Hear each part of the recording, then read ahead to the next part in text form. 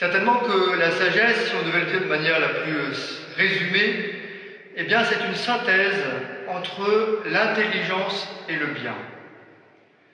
L'homme sage, c'est celui qui prend le temps de réellement comprendre une situation, de l'analyser, d'en voir tous les ressorts, tous les enjeux, d'essayer de poser un jugement précis sur ce qui se passe, et qui le fait avec le désir de bien faire.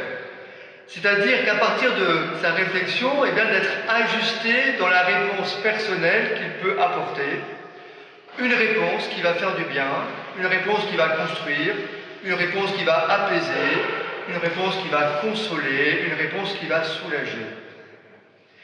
On sait bien que cette alliance entre l'intelligence et le bien n'est pas si évidente. Dans l'histoire des hommes, on sait que parfois on a pu avoir une très grande intelligence des phénomènes, mais comme on a pu appeler une intelligence diabolique, comprend les mécaniques d'une organisation, etc., pour servir des intérêts qui allaient blesser l'humanité. Et donc que l'intelligence soit intimement liée au désir du bien, ce n'est pas si évident, et c'est fondamental pour justement apporter quelque chose de bon dans ce monde. Alliance entre intelligence et bonté, alliance entre intelligence et désir du bien. Lorsque l'on fait cela, frères et sœurs, on va poser une action dans laquelle on trouve Dieu. Je ne trouve pas Dieu autrement que lorsque je pose cette action dans laquelle intelligence et bien s'unifient. Et je trouve Dieu, cela veut dire quoi? Cela veut dire que Dieu déjà préparait mon cœur, me travaillait, me sollicitait pour justement poser cette action ajustée. C'est tout l'enjeu de la première lecture de montrer que la sagesse précède nos pensées, qu'elle vient au-devant de nous dans nos réflexions, qu'elle soutient l'effort de notre intelligence, de notre volonté pour agir de manière juste, que Dieu est là, présent en nous, pour nous aider à faire cette action bonne qui va apporter de la paix dans ce monde. Et donc lorsqu'on agit avec cette grâce de Dieu, avec cette force de Dieu, on trouve Dieu dans son action. On ne trouve certainement pas Dieu ailleurs que dans son action par laquelle on essaye de faire du bien dans ce monde. Et cela c'est très important, parce que cela signifie que lorsqu'on agit ainsi, on trouve Dieu, c'est-à-dire que l'on se construit intérieurement. Et on se construit intérieurement à travers, on peut dire, trois choses: la force, de savoir qu'on a bien agi; la paix, de sentir que notre action elle est juste devant Dieu; et puis la lumière, une lumière très humble et très puissante au fond de nous, qui manifeste, témoigne que le bien est une vraie réalité et qu'il apporte la vie au monde.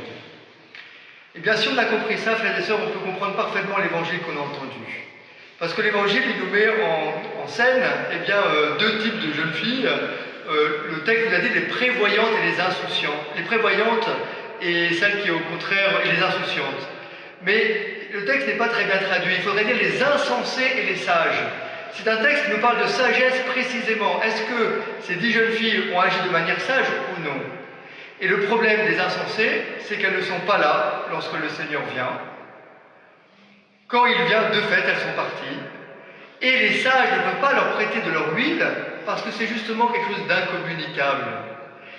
Cette force intérieure par laquelle on choisit ce que Dieu nous demande et que l'on choisit et que l'on construit une action juste, c'est le propre de ma vie. Je peux encourager les autres à faire de même, je peux les accompagner dans leur discernement, je peux les soutenir par ma fraternité pour les aider à agir ainsi, mais je ne peux pas me suppléer à eux.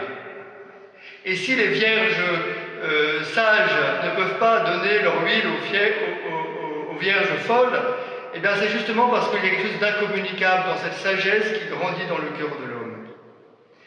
Et dire cela, c'est dire que d'agir avec sagesse n'est pas quelque chose de facultatif. Il y a un enjeu essentiel qui correspond à notre dignité la plus profonde.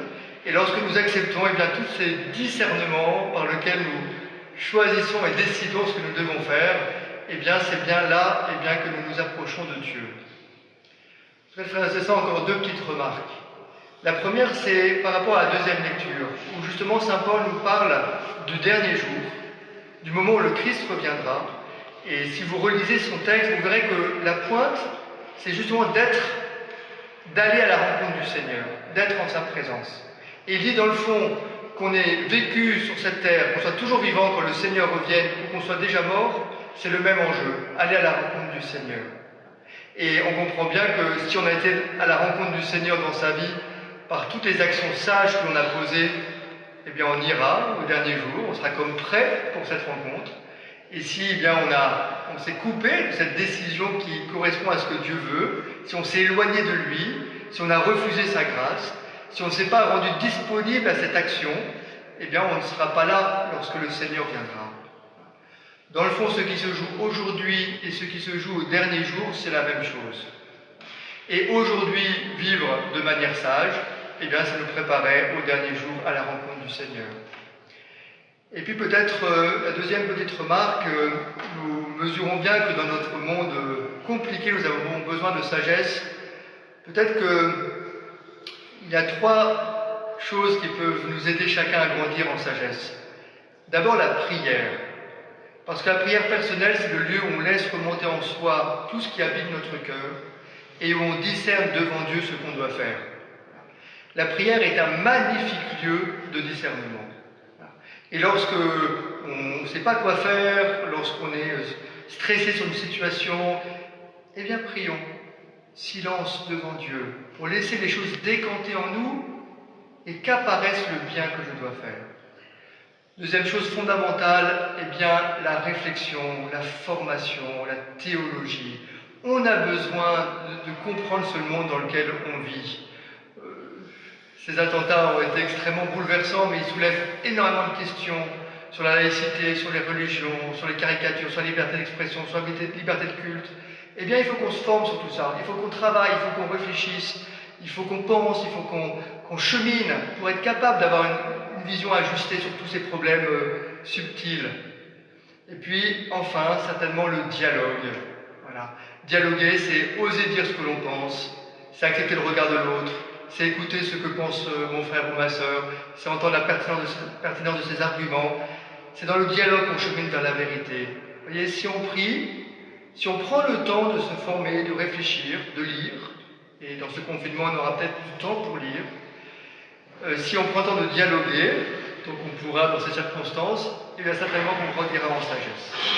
Demandons ça pour cette période qui commence et demandons ainsi de nous approcher de Dieu dans tous les discernements et les actions justes que nous allons poser et par là même trouver la paix, la force et la lumière que lui seul peut nous donner. Amen.